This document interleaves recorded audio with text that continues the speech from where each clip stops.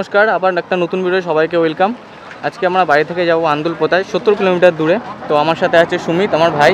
দুজনে আজকে একসাথে বেরিয়েছি। এই রোদ দূর তোমরা দেখতেই পাচ্ছ কেমন রোদ আকাশে। তো এই রোদের মধ্যে আজকে আমরা যাব আন্দুলপোতায়। আন্দুলপোতার ভিউটা দেখবো। চলো ফটাফট মোটর ব্লগিং সেটআপে আসা যাক এবং সামনের এই ভিউটাকে তোমরা এনজয় করতে থাকো। সো হ্যালো গাইজ, বেরিয়ে পড়লাম বাইক নিয়ে। তো মিটার দিকে চোখ গেলে হঠাৎ করে দেখলাম গাড়িতে পেট্রোল নেই। সামনে একটা পেট্রোল পাম্প আছে, সেখান থেকে আমি পেট্রোলের ফিল আপ করাবো। তো চলে আসলাম পেট্রোল পাম্প, এটা এইচপি পেট্রোল পাম্প। তো এদেরকে পেমেন্টে একটু প্রবলেম হচ্ছিল, সেই কারণে আমাকে একটু দাঁড়াতে হলো। চলে আসলাম অশোকনগর মোড়, এখান থেকে বাদিকে চলে গেলে হাবড়া, কিন্তু আমরা যাবো সোজা। আচ্ছা, এতগুলো রাস্তা আবার যাবো কোন দিকে, দাঁড়া একটু শুনে নিই।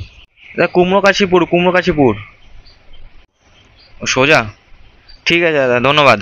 আমাদেরকে যেতে হবে সোজা সোজা একটা রেলগেট পড়বে, সেখান থেকে বলছে আমাদেরকে ডান দিকে যেতে হবে। তো গাইস সামনে দেখো কি যাচ্ছে, রকেট যাচ্ছে সামনে। মোটামুটি আর 3 কিলোমিটার পর আমাদেরকে লেফট টার্ন নিতে হবে। ভালো রাস্তায় গাড়ি চালিয়ে যখন এই খারাপ রাস্তা আসা হয় না, সত্যি একটু সমস্যা হয় তখন। সামনে মনে হচ্ছে সুজয়রা দাঁড়িয়ে আছে, এবার এদের সাথে কথা বলে যাবো সামনের দিকে। সুজয় পেছনে আসছে, ও বললো চল আমাদের বাড়ি থেকে একটু রেস্ট নে, ততক্ষণ আমি আসছি। কিন্তু ওদের এখানকার যা রাস্তা, এতটা জল জমেছে রাস্তায়, বাইক চালানো গেলেই তো অসুবিধা, যখন তখন পড়ে যাওয়ার একটা ভয় থাকে এইসব রাস্তায়। চলে আসলাম সুজয়দের বাড়িতে। এবার এদের বাড়িতে একটু গাড়িটা রাখবো, রেখে একটু রেস্ট নেবো, ক্যামেরাটা একটু চার্জ দিয়ে নেবো তারপরে আবার আমরা বেরোবো সবাই মিলে একসাথে আন্দুলপোতার দিকে। তো চলো একটু রেস্ট নিয়ে নিই, তারপরে আবার ভিডিওতে দেখা হচ্ছে। A few moments later. গাড়িটা পড়ে গেছিল, গিয়ে এই অবস্থা হয়েছে গাড়িটার। দেখতেই পাচ্ছ কাঁচটা পুরো ভেঙে গেছে, এই জায়গাটা এইটা উঠে গেছে, জায়গাটায় স্ক্র্যাচ পড়ে গেছে। আসলে গাড়িটা আমি এখানে স্ট্যান্ড দিয়ে লাগিয়েছিলাম, আর এই গর্তটার মধ্যে গাড়ির স্ট্যান্ডটা পুরো ঢুকে গেছে। ঢুকে গিয়ে পাশে রাখা ছিল স্কুটিটা, ওই স্কুটিটা পাশে রাখা ছিল, আর ওই স্কুটির উপরে গিয়ে পড়েছে আমার এই গাড়ির এই লুকিং গ্লাসটা, আর এই সাইডটা ওই গাড়িতে গিয়ে পড়েছে স্কুটির উপরে। তো স্কুটিটা কিছু হয়নি, আমার এটা ভেঙে গেছে, এই জায়গাটা স্ক্র্যাচ পড়ে গেছে, আর সেরকম কিছু হয়নি। তো এইসব জায়গায় কাদা লেগেছিল, এইসব জায়গায় কাদা লেগেছিল, আমি এগুলো পরিষ্কার করে দিয়েছি। ক্ষতি হয়েছে শুধু আমার এই একটাই, এই জায়গাটা। ও ঠিক আছে, রাস্তাঘাটে গাড়ি চলতে গেলে এরকম হয়, সেটা নিয়ে ভাবলে হবে না। তো এটা আমি ঠিক করে নেবো। মনটা খারাপ হয়ে গেছে, তাই ভাবলাম বাইকটা নিয়ে একটু বেরোই। চলে আসলাম সুজয়দের বাড়িতে।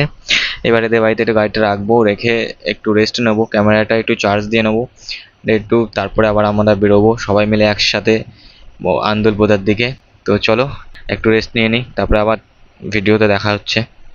A few moments later. গাড়িটা পড়ে গেছিল, গিয়ে এই অবস্থা হয়েছে গাড়িটার। দেখতেই পাচ্ছ কাঁচটা পুরো ভেঙে গেছে, এই জায়গাটা এইটা উঠে গেছে, জায়গাটায় স্ক্র্যাচ পড়ে গেছে। আসলে গাড়িটা আমি এখানে স্ট্যান্ড দিয়ে লাগিয়েছিলাম, আর এই গর্তটার মধ্যে গাড়ির স্ট্যান্ডটা পুরো ঢুকে গেছে। ঢুকে গিয়ে পাশে রাখা ছিল স্কুটিটা, ওই স্কুটিটা পাশে রাখা ছিল, আর ওই স্কুটির উপরে গিয়ে পড়েছে আমার এই গাড়ির এই লুকিং গ্লাসটা, আর এই সাইডটা ওই গাড়িতে গিয়ে পড়েছে স্কুটির উপরে। তো স্কুটিটা কিছু হয়নি, আমার এটা ভেঙে গেছে, এই জায়গাটা স্ক্র্যাচ পড়ে গেছে, আর সেরকম কিছু হয়নি। তো এইসব জায়গায় কাদা লেগেছিল, এইসব জায়গায় কাদা লেগেছিল, আমি এগুলো পরিষ্কার করে দিয়েছি। ক্ষতি হয়েছে শুধু আমার এই একটাই, এই জায়গাটা। ও ঠিক আছে, রাস্তাঘাটে গাড়ি চলতে গেলে এরকম হয়, সেটা নিয়ে ভাবলে হবে না। তো এটা আমি ঠিক করে নেবো।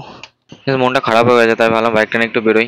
এই যা যা যা যা যা, যা, যা, আসিন আসিন আসিন, একদম হট করে গাড়ির সামনে চলে এসছে, বেঁচে গেছে, মানে এক্ষুনি হয়ে যাচ্ছিল। তো কথা বলতে বলতে চলে আসলাম আবার ভালো একটা রাস্তায়।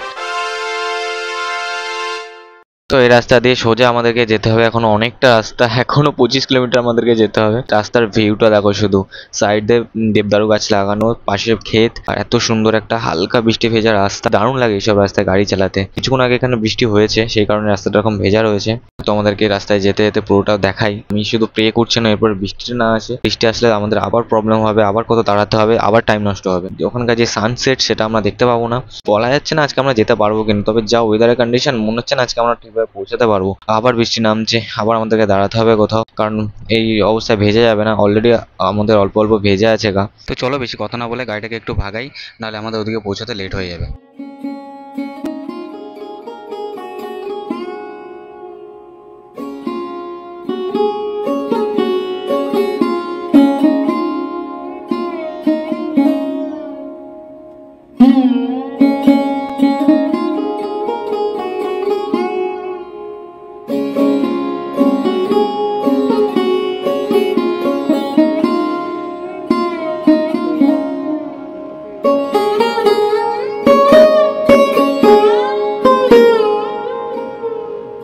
তো বলতে বলতে আবার বৃষ্টি নেমে আসলো, কিন্তু আমাকে আবার দাঁড়াতে হবে, আমার ক্যামেরাটা খুলতে হবে, কারণ আমি ক্যামেরার ওয়াটারপ্রুফ কেসটা নিয়ে আসিনি, জল পড়লে প্রবলেম হয়ে যাবে ক্যামেরায়।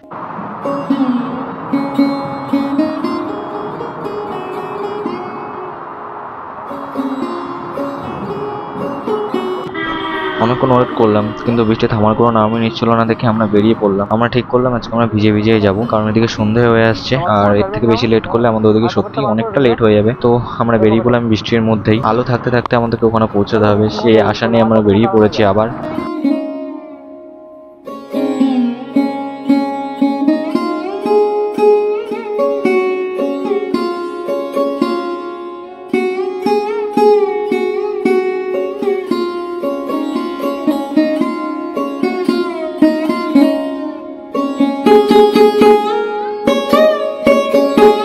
দারুণ লাগছিল বৃষ্টির মধ্যে গাড়ি চালাতে গাইজ, কারণ আমি লাইফে ফার্স্ট টাইম এরকম বৃষ্টির মধ্যে গাড়ি চালালাম। প্রচন্ড বৃষ্টি হচ্ছিল রাস্তায়, আমি জানি না ক্যামেরায় কতদূর বোঝা যাচ্ছে, সত্যি প্রচন্ড বৃষ্টি হচ্ছিল রাস্তায়।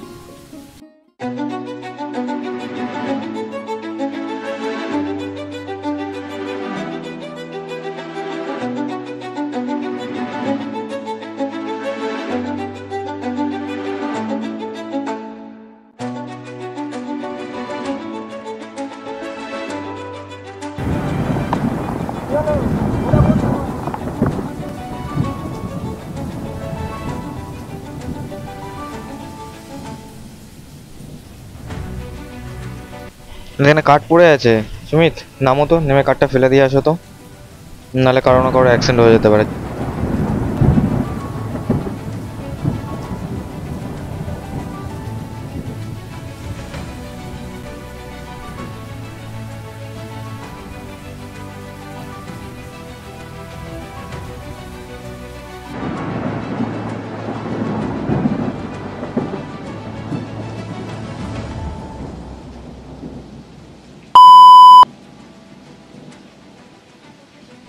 ওটাতে কি ওটা? হ্যাঁ, জামরুল? বৃষ্টির মধ্যে ওরা আবার কোথেকে জামরুল পেরে নিয়ে এসছে, মানে নিশ্চয়ই কারো কাজের থেকে ঝেড়ে নিয়ে এসছে।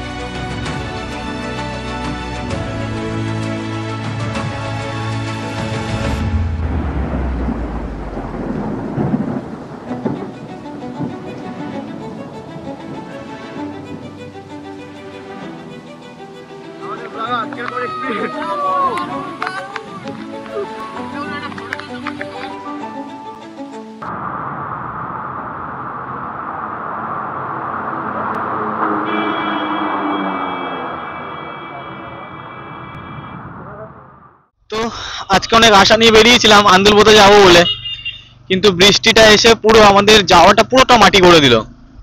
এখন বাড়ি ফিরছি, যাওয়া হয়নি, আমাদের যাওয়াটা পুরো ক্যান্সেল হয়ে গেছে।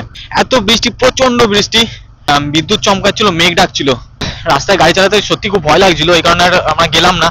মাঝপথ কি আর হয়তো 5-7 কিলোমিটার বাকি ছিল আন্দুলপোতায় যেতে, ভিজে ভিজে চলে গেছিলাম যাতে ভিউটা পাই, কিন্তু অন্ধকার হয়ে আসলো। আমি এরকম বৃষ্টি কখনো দেখিনি, এতটা বৃষ্টি হচ্ছিল, ফোনগুলো একটা প্যাকেটে করে ওটার মধ্যে রেখে দিয়েছিলাম। তো যেই কারণে বাড়ি থেকে অনেকবার ফোন এসেছে, আমরা ফোন রিসিভ করতে পারিনি, বাড়ি থেকেও প্রচন্ড টেনশন করছে। দেখো এদিকে কোনো বৃষ্টি হয়নি এখনো পর্যন্ত, সারা গা ভেজা, আমার হাত ফাত দেখলে তোমরা বুঝতে পারবে। আর এইদিকে কোনো বৃষ্টিই হয়নি, ওদিকে জল জমে গেছে, বসিরহাটের লাইনে জল জমে গেছে, এদিকে কোনো বৃষ্টি হয়নি, পুরো রাস্তা শুকনো, আর এখন আমার সারা গা ভেজা, বাইক পর্যন্ত এখনো ভেজা।